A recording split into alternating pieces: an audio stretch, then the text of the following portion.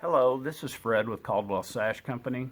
Today we're going to be talking about taking metal jamb liners out of an existing window and taking those sashes out and then replacing those sashes back in with those jamb liners to give everybody an idea of what to look for when you take jamb liners out of a window.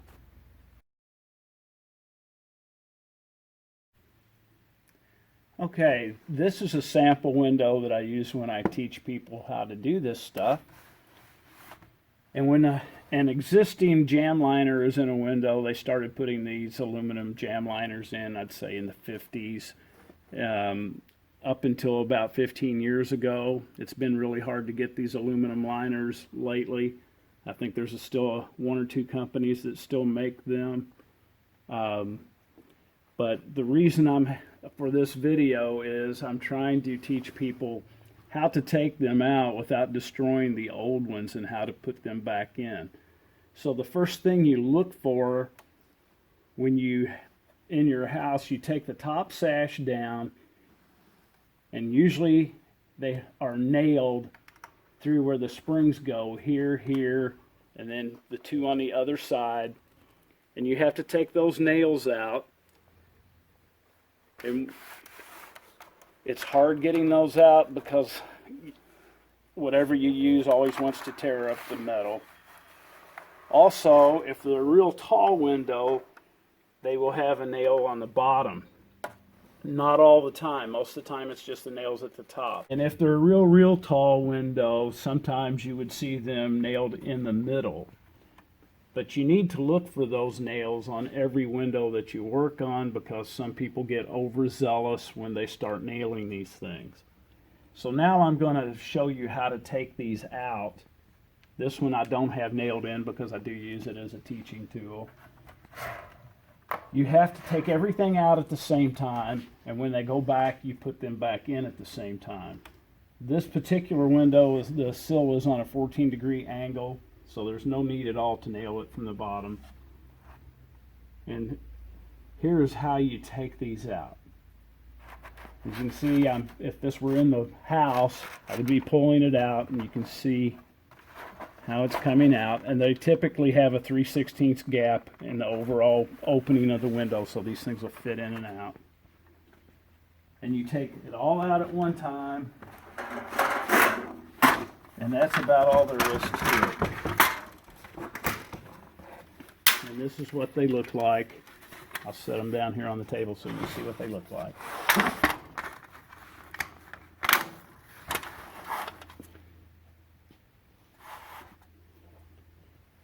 And while I'm talking about that, I have a set of vinyl jamb liners that are readily available, and both of these sets are non-tilt.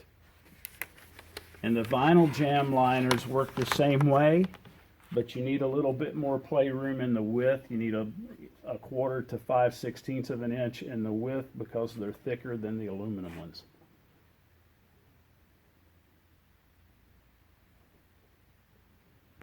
So to put these back in the opening, you have your liners, and you can see the angle on the bottom. The long point on the angle goes to the outside of the sill because it's angled out to shed the water. So this is a top sash. I put the top sash in the track towards the outside. I have to do that on both sides. And now it's in that track. This is the bottom sash. You have to do the same thing with it and fit it in the track on both sides. They look like together, and then you have to pull your sashes down so they will fit in the opening. And you take this whole thing as a unit.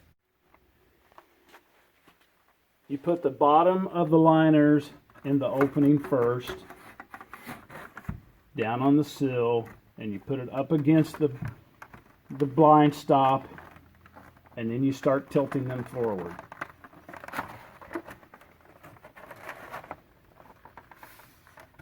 Then everything goes in. It's just that simple. So after you do that, again, you just fasten them here and here on both sides. I don't use nails, I use screws in case I ever have to take them back apart, but chances are the older ones, when you take them out of the opening, they're going to have nails in them.